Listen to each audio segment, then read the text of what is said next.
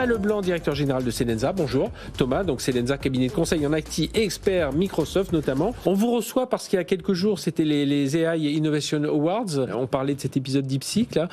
En fait, on se rend compte que qu'est-ce que ça nous apprend tout ça? Ça nous apprend, on peut innover sous contrainte.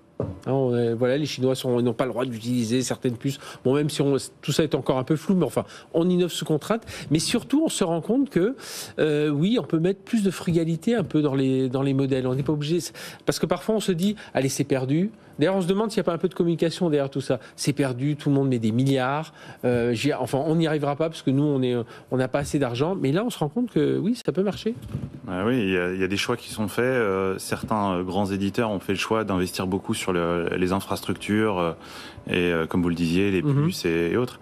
Et on se rend compte qu'aujourd'hui, un Chinois comme DeepSeek a fait le choix justement d'ouvrir un peu sa technologie, d'être très open source. Et quand on est très open source, on a énormément de contributeurs avec chacun leurs infrastructures et autres. Et donc, moi, je trouve que le débat, il est rafraîchi parce que justement, on va, je pense, plus se concentrer sur les use cases. L'exécution, ce qui est très important, que les infrastructures, les coûts. Voilà, c'est un sujet qu'il fallait aborder. Après, est-ce que ça va devenir une commodity? J'en suis pas là, mais en tout cas, on va déporter le discours. On était un peu trop sur la performance brute et moins sur les cas d'usage, l'accessibilité de ces modèles. En plus, j'imagine que ce que vous vivez dans l'entreprise, lorsque vous les conseillez avec Selensa, c'est les gens savent pas trop. Est-ce que je prends un OpenAI, un Mistral, un Gemini, ou est-ce que je le développe moi-même? Enfin, il y a plein de questions qui se posent aussi pour les entreprises. Alors, ça c'est un vrai sujet. Pour revenir sur DeepSeek, par exemple. DeepSeek, il faut savoir quand même qu'en 3 jours, les 3 plus gros éditeurs de cloud au monde avaient la possibilité de travailler sur DeepSeek sur leur technologie, Azure, AWS, GCP. Donc ça, c'est le premier point. Donc en fait, ça va tellement vite que déjà, on peut tout utiliser. Ensuite, il y a en effet une vraie discussion entre est-ce que je dois redémarrer de zéro et je veux faire de l'IA, donc je vais faire moi-même, le make en fait, je vais faire moi-même, et du coup, j'ai vraiment à tacler ces sujets qui sont nombreux, les sujets d'infrastructure, les sujets de sécurité, l'adoption, comment je vais déployer. Les bons modèles open source. Ou sinon j'achète. Il y a des gens très bien qui développent des solutions sur étagère, et ces solutions, elles peuvent correspondre à des besoins, et du coup, voilà. Après, nous, en tant que cabinet conseil, on a décidé de faire un petit peu des deux. C'est-à-dire qu'on a des interlocuteurs aujourd'hui qui n'étaient même pas sur le cloud. Et le cloud, c'est majeur pour aller sur ces sujets d'IA. Et donc, on a développé une plateforme qui va aider en fait le client à accélérer justement sur les principes de comment je crée mon corpus data, comment je crée mon infrastructure, comment je sécurise tout ça, comment je vais accompagner. Comment j'ai les fondations pour ensuite attaquer mon service client, et me concentrer sur la valeur, le use case, comment je vais le scaler, comment il va être adopté et comment je vais en tirer la substantifique moelle. En plus, on a du mal à souvent trouver le ROI de ces applications. Si j'utilise ces outils, que j'ai des gains de productivité par rapport à mon agenda, je gagne 4 heures par semaine, je suis pas sûr qu'à la fin du mois ou à la fin des 12 prochains mois, mon entreprise puisse dire tiens, grâce à ça, on a notre chiffre d'affaires accru alors peut-être au global, oui, certainement, mais... 2 choses par rapport à ça. Le premier, pour reprendre ce que Jean-Baptiste disait, c'est que y a des entreprises qui n'avaient pas encore lancé leur chantier IA. Et des COMEX qui demandaient à leur directeur informatique est-ce que vous pouvez me relever les DNS, est-ce que vous pouvez me relever est-ce qu'il y a des gens qui travaillent sur l'IA? Et en fait, il y avait des foultitudes de salariés qui travaillaient déjà et qui s'étaient fait leurs propres agents pour leur propre use case, pour améliorer leur quotidien. On peut pas. Il y a eu pendant des années, il y a eu Bring Your Own Device avec tout le monde venait avec son téléphone. Bring Your Own AI.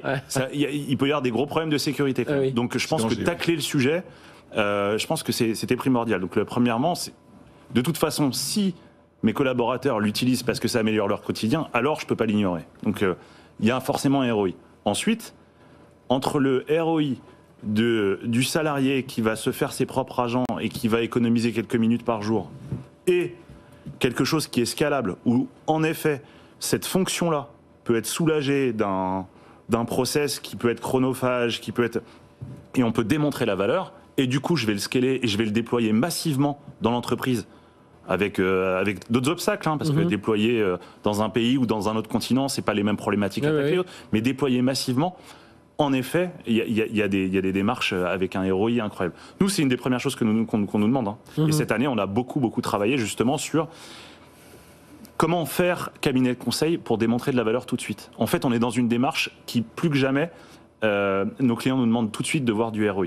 Donc si on ne démontre pas, et si on n'a pas quelque chose de visuel à leur montrer tout de suite, pour leur montrer que ça apporte de la valeur, on n'y arrive pas. En plus, je trouve qu'il y a un effet balancier. Là, je vois au départ, c'est les métiers qui s'en sont emparés. Et puis, hop, c'est revenu. À un moment, ils se sont dit, oula, c'est un peu compliqué, les prompts, les machins. Hop, on ramène ça vers l'IT. L'IT qui dit, bah oui, mais c'est à vous de trouver un peu vos cas d'usage et tout ça. C'est un peu. Il y a encore quelques mois, il y avait des cabinets qui accompagnaient les clients dans le prompting. Aujourd'hui, le prompting, c'est plus un sujet. Vous avez déjà des moteurs qui fournissent des prompts qui sont des prompts qualitatifs. Il y a d'ailleurs des prompts, il y a des moteurs de prompting open source qui sont très intéressants. On peut se partager les prompts entre salariés sur des plateformes. Enfin, il y a des choses très intéressantes. Le prompting, c'est un sujet. Mais en fait, tout va tellement vite. Donc oui, en effet, l'IT est revenu. Pourquoi ? Parce qu'il y a des problématiques de sécurité. Parce qu'aujourd'hui, comme on essaye de le déployer massivement, il y a certaines fonctions dans l'entreprise, et plutôt côté système d'information, qui est venu dire, en fait, il nous faut aussi gérer les coûts, gérer la sécurité, et ce qu'on appelle de l'AI Ops aujourd'hui. Et ça existe déjà. Son problème de gouvernance aussi, c'est de savoir, on sait bien qu'il y a un boss qui décide, qui dit, allez, on y va, mais derrière, il faut voir, je parlais des métiers de l'IT, voilà, ce balancier, des data scientists, aujourd'hui, il y a quelque chose qu'il faut mettre en place aussi à ce niveau-là. Mais c'est notre rôle.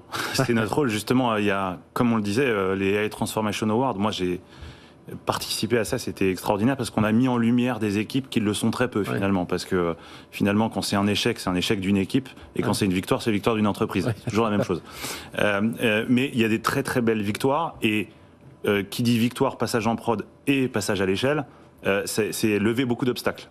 La sécurité, le change, mais aussi des problématiques d'adoption. Corinne de Bilbao, la présidente de Microsoft, qui nous a fait le plaisir d'être là d'ailleurs au AI Transformation Award, j'ai discuté avec elle. Celenza réfléchit avec Microsoft aujourd'hui pour essayer d'accompagner des CSE et des syndicats, justement dans ces soucis d'adoption, pour qu'ils comprennent qu'on ne va pas remplacer les salariés demain.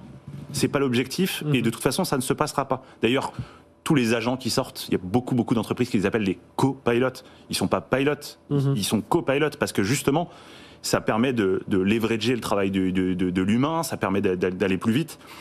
Et la gouvernance, elle est majeure. Aujourd'hui, les problèmes, on en parlait là, on parle beaucoup de problèmes de sécurité, mais il y a aussi des problèmes du législateur. Depuis novembre 2024, il y a une responsabilité dans ces outils, quand même, des outils qui sont au sein de notre système d'information. Ils peuvent possiblement avoir une vraie valeur, un vrai engagement. Aujourd'hui, depuis novembre 2024, tous les outils d'IA sont soumis à la directive des produits défectueux. Il y a peu de gens qui le savent. Aujourd'hui, n'importe quelle entreprise qui utilise l'IA doit avoir une charte interne sur l'usage de l'IA. C'est obligatoire. Et depuis dimanche 2 février, c'est dans la mise en vigueur de l'IA Act européen. Alors, il y aura plein d'obligations qui vont arriver tout au long jusqu'en 2027. Thomas Leblanc, directeur général de Celenza. C'était les AI Innovation Awards. Voilà, c'est ce qu'on voulait aussi fêter là. Mais l'occasion, d'avoir ce débat autour de l'IA. J'espère, qu'on vous a un peu éclairé. Et puis, il faut se faire accompagner de toute façon. Mais il y a une chose qui est certaine, il faut y aller. Voilà, allez. Excellente semaine sur BFM Business. Merci de nous avoir suivis et à très bientôt. Tech & Co Business sur BFM Business.